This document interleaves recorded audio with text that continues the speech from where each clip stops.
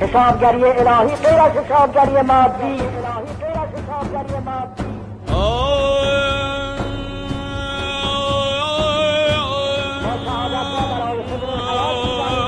ما شهادت را برای خودمون حیات می‌دانیم، دوستان ما شهادت را برای خودشون زندگی می‌دانند. مکتب اسلام اینطور است.